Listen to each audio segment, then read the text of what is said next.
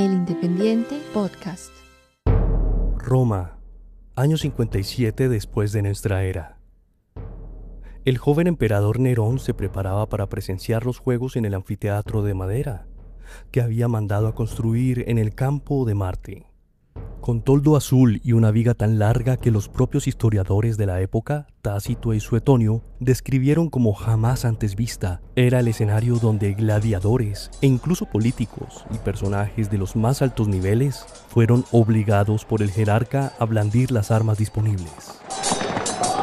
Desde el Proscaenium, que era el punto más elevado del lugar, Nerón se valió de sus smaragdus, esmeraldas de gran tamaño para evitar el reflejo del sol y apreciar con mayor claridad el combate. Plinio el Viejo describió el hecho antes de morir en su Historia Natural. Nerón, el líder de los gladiadores, observaba las luchas desde una esmeralda. Nero princeps gladiatorum pugnas spectabat in smaragdo. Esa piedra, que de ser una esmeralda genuina hoy tendría un valor superior al de un diamante de igual tamaño, sería el antecesor histórico más caro del objeto protagonista de este episodio, las gafas de sol Wayfarer. Soy Iván Mantilla y les doy la bienvenida a Objetos Vivos, su historia y otros datos que nadie pidió.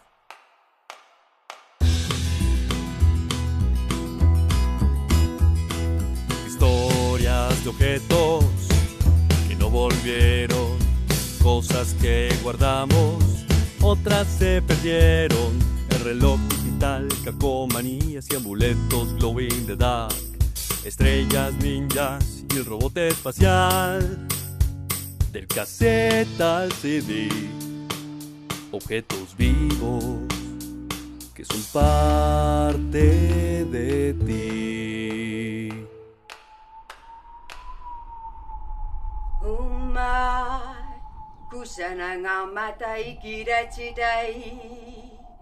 Ahora nos vamos al Ártico, hace unos 4000 años.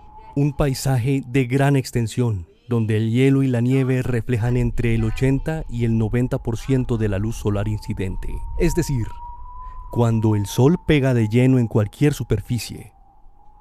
Los pueblos Inuit y Yupik, que desde hacía milenios habitaban estas vastas regiones, se enfrentaban al riesgo de ceguera de nieve cada vez que salían a cazar, como consecuencia de una quemadura de la córnea y la conjuntiva causada por la radiación ultravioleta reflejada, cuyos síntomas como dolor intenso, lagrimeo y sensación de arena en los ojos aparecían pocas horas después de la exposición.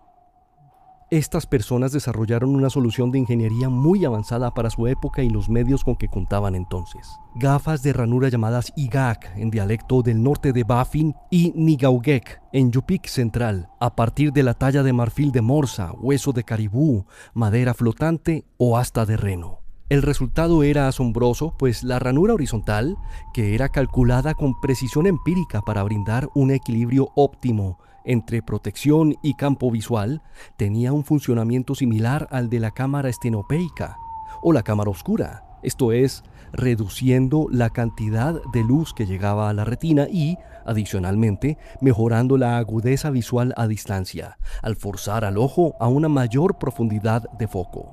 Tal vez los modelos más antiguos, de aproximadamente 2000 años, han sido encontrados en yacimientos arqueológicos inuit, entre Alaska y Siberia, lo que sugiere una amplia distribución geográfica de este tipo de pieza, que en algunas versiones tenía hollín en su interior para reducir aún más el brillo. Además, eran personalizadas, talladas a la medida de los rostros de sus portadores y, en ocasiones, incluían un puente nasal y una correa hecha de tendón de caribú.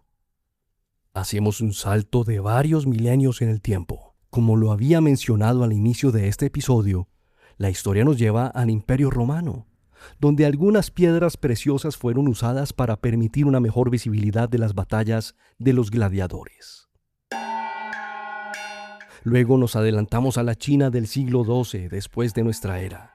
Imaginen por un momento a los jueces de los tribunales imperiales de la época, usando lentes planos hechos de cuarzo ahumado a los que llamaban nubes oscuras, con un propósito más conceptual que físico: ocultar las expresiones faciales como herramienta de poder judicial, porque había una comprensión implícita de que la mirada podía ser un instrumento de control y que ocultarla confería autoridad. Lo más increíble es que 8 siglos más tarde veríamos a personalidades públicas usando sus gafas oscuras como una especie de velo entre el mundo y su propia vulnerabilidad. Podemos decir que Europa vivió una especie de ilustración óptica durante los siglos XVIII y XIX. En 1752, el óptico inglés James Askew comenzó a experimentar con lentes azules y verdes, porque consideraba que ciertos tonos tenían la propiedad de corregir ciertas deficiencias visuales. Aunque no estaba interesado en la protección solar, ya que en ese tiempo aún no había una conciencia sobre las consecuencias negativas de los rayos ultravioleta, Askew estableció el principio de que los cristales coloreados podían alterar la experiencia visual de forma beneficiosa. Luego, en la década de 1840, el crítico de arte victoriano y también británico John Ruskin, quien pasaba largas temporadas en los Alpes suizos estudiando y dibujando paisajes glaciares, empezó a sufrir graves daños oculares ocasionados por la reflectancia de la nieve a grandes elevaciones. Entonces, decidió contratar a un artesano para que le fabricara unas gafas con cristales tintados, lo que sería tal vez uno de los primeros usos documentados de gafas para protección solar. Un dato curioso: entre finales del siglo XIX y principios del XX, las gafas tintadas en amarillo ámbar y marrón fueron prescritas para pacientes con sífilis, dado que esta enfermedad comprendía una fotosensibilidad severa, lo que conllevó a que en Norteamérica estos objetos fueran asociados a enfermedades venéreas, mala salud o pasados indecorosos. En 1919, en Estados Unidos, Sam Foster había creado la empresa Foster Grant, dedicada a la fabricación de peines.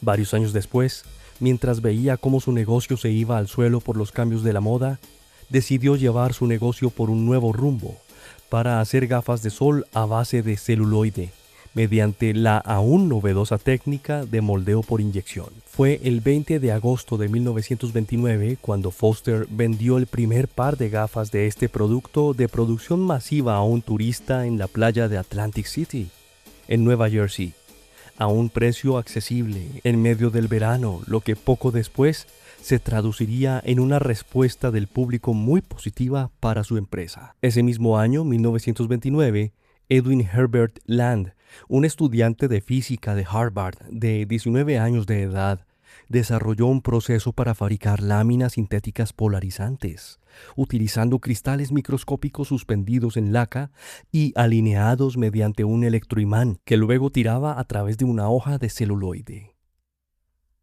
La patente, que fue registrada el 26 de abril, fue la base tecnológica tanto para la industria de las gafas de sol polarizadas como para su empresa, la Polaroid Corporation. Durante la era de entreguerras, los pilotos de la Fuerza Aérea estadounidense batallaban contra los rayos del sol, debido a que la altitud que alcanzaban en los nuevos aviones entrañaba un problema subyacente. La luminosidad era tan fuerte que provocaba dolores de cabeza, mareos y fatiga ocular severa. Precisamente en 1929, el piloto John McCready le pidió a la empresa Bausch & Lomb que desarrollara unas gafas que protegieran los ojos sin afectar la claridad visual o la percepción del color.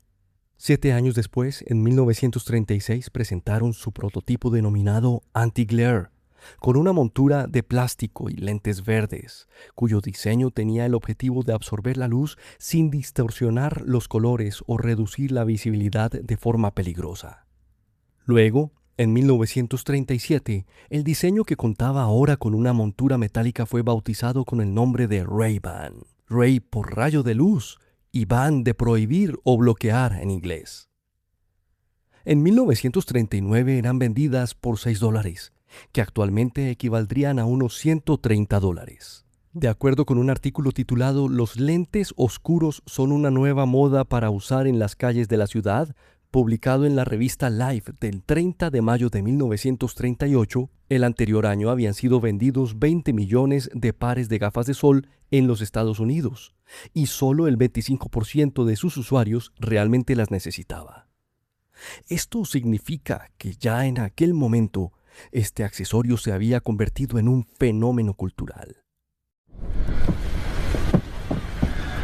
Transcurría la Segunda Guerra Mundial y las Ray-Ban Aviator integraban el equipamiento de los pilotos estadounidenses, con especificaciones técnicas estandarizadas bajo el código AN6531, con la forma que hoy persiste, cuyo objetivo era maximizar la cobertura visual teniendo en cuenta que los pilotos pasan gran parte de los vuelos mirando hacia abajo, en dirección al panel de instrumentos. Inicialmente los lentes eran fabricados en color verde y pronto introdujeron el tono Rose Smoke, una versión ligeramente rosada tras comprobar que ofrecía mejor protección contra el deslumbramiento solar en pleno vuelo. Sin embargo, el destino de la marca Ray-Ban quedó marcado el 20 de octubre de 1944, cuando el general Douglas MacArthur desembarcó en la playa de Palo, en Leyte, Filipinas. Allí fue fotografiado con su gorra puesta y unas Ray-Ban Aviator con montura dorada en el rostro. Esa imagen, que se convertiría en una de las más famosas de la guerra, le confirió a este modelo esa identidad épica que ninguna estrategia publicitaria habría podido lograr. De hecho, en 1987, la empresa Bausch & Lomb sacó una línea especial de Ray-Ban denominada The General, que incluía lentes y forma idénticas a las originales usadas por MacArthur. En el Teatro de Operaciones del Pacífico, los marineros de la US Navy también contaron con su propio modelo, fabricado por Polaroid, que les protegía de la reflectancia del agua. Hollywood había entendido antes que nadie los atributos que el conflicto les había conferido a las gafas de sol. Las estrellas las llevaban fuera de escena en los estudios, cuyas lámparas usadas para iluminar las producciones mudas eran tan intensas que irritaban sus ojos. Personalidades como Chaplin o Marilyn Monroe las usaban frecuentemente, ya fuera para protegerse de la luz o de la exposición mediática, y esto hizo que fueran asociadas con el misterio y la fama. En ese contexto, en 1952, Bausch & Lomb comisionó a Raymond Stickman, un diseñador que a lo largo de su carrera registraría al menos 70 patentes a nombre de esta empresa, para crear un nuevo modelo que aprovecharía las bondades de las nuevas tecnologías de moldeo de plástico y la industria química que llegaron con la posguerra. Ese año, Stickman presentó el prototipo de un diseño que sería registrado con el número de patente 169.995 y que sería asignado a Bausch & Lomb el 7 de julio de 1953. El Ray-Ban Wayfarer, modelo BIL 5022. Se trataba de una pieza de gran innovación. Su montura estaba fabricada con acetato de celulosa moldeado por inyección, que era más ligero y resistente a la corrosión, además de permitir el uso de muchos colores y asumir figuras geométricas imposibles para el metal en aquella época. Además, su forma trapezoidal, que se ensanchaba hacia la parte superior con los extremos superiores angulados hacia arriba, creó un perfil que, años después, sería descrito por el crítico de diseño Stephen Bailey como un lenguaje no verbal que insinuaba una peligrosidad inestable, temperada por la firmeza de las patillas. Es más, el mismo Bailey situó este diseño dentro de la misma familia estética de las sillas Eames y los alerones de los Cadillac de aquellos años, porque capturaba el espíritu de mediados del siglo XX, caracterizado por el optimismo industrial, la velocidad y la novedad formal. Durante las décadas de los 50 y 60 fueron inmortalizadas por James Dean y Bob Dylan, entre muchos otros famosos. Las Wayfarer cruzaron fronteras de género, edad y clase social como muy pocos objetos lo han hecho. Fueron clave de las pintas de beatniks ejecutivos y, en general, de múltiples audiencias.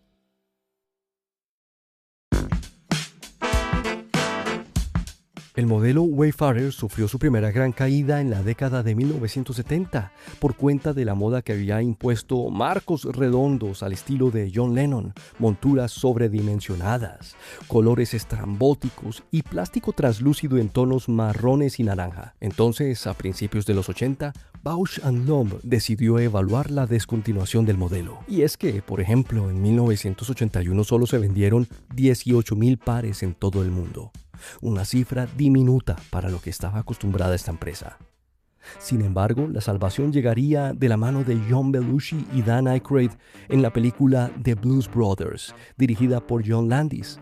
Un éxito en taquilla cuya estética impulsó las ventas del modelo de forma sobria. Esto inspiró a la empresa, que firmó un contrato por $50,000 anuales con Unique Product Placement, una agencia especializada en insertar marcas en producciones cinematográficas y televisivas.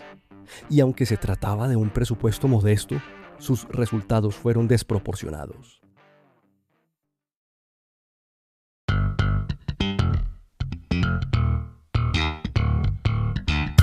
En 1983 vendieron 360,000 pares como resultado del placement llevado a cabo en la película Risky Business, dirigida por Paul Brickman, en la que el personaje principal, interpretado por un veinteañero Tom Cruise, transforma su hogar en un negocio de prostitución y lleva como parte de su atuendo unas Wayfarer negras. En este punto tengo que decir que hoy el argumento de esta película es muy cuestionable, pues a todas luces, entre otras cosas, perpetúa la objetivación femenina y promueve la explotación sexual. Claro, cosas que pasaban en los 80s, dirán por ahí. Durante la década, muchos otros personajes de las pantallas gigante y chica las portaron con orgullo. Don Johnson las usó en Miami Vice y las ventas anuales llegaron a los 720,000 pares. Bruce Willis hizo lo propio y bueno, las ventas anuales llegaron a los 1.5 millones. No es descabellado asegurar que la cantidad de famosos que las usaron durante los 80s es casi irreal. Michael Jackson las llevó en su gira Bad. Lo mismo hicieron Madonna, George Michael, Elvis Costello y Rick Astley, así como los miembros de Blondie, Depeche Mode, U2 y Queen, entre muchos otros. Don Henley citó nuestras queridas gafas en su canción Boys of Summer de 1984. You got that hair slicked back and those Wayfarers on, baby. Llegaron los años 90 y nuevamente el modelo Wayfarer fue víctima de la moda. Se impusieron las monturas envolventes como las Oakley y las gafas pequeñas y ovaladas, provocando una caída estrepitosa en las ventas. Entonces, en 1999, Bausch & Lomb vendió la marca Ray-Ban al grupo italiano Luxottica por $640 millones. En 2001, la empresa fundada por Leonardo Del Vecchio en 1961 lanzó el modelo New Wayfarer, que redujo el tamaño de las lentes, suavizó los ángulos y cambió el acetato original por un plástico inyectado más ligero. A mediados de los años 2000 se materializó uno de los hitos más importantes de la historia moderna de las Wayfarer, pues los analistas de Ray-Ban se dieron cuenta de que muchos compradores estaban interesados en las piezas originales de las primeras décadas del modelo, con su leve inclinación hacia adelante y los remaches metálicos en las patillas, que en las plataformas digitales eran vendidos por el doble e incluso el triple del costo de los nuevos modelos que se exhibían en las tiendas. Esto llevó a Luxottica a tomar la decisión de relanzar el RB2140, una réplica fiel del modelo de 1952, cuyos únicos cambios eran la sustitución de los remaches metálicos en las patillas por el logotipo de Ray-Ban grabado y la adición del logo en el lente derecho. Además, la estrategia de marketing se orientó a la difusión en redes sociales y campañas edgy, entre otras acciones que redundaron en un aumento considerable de las ventas.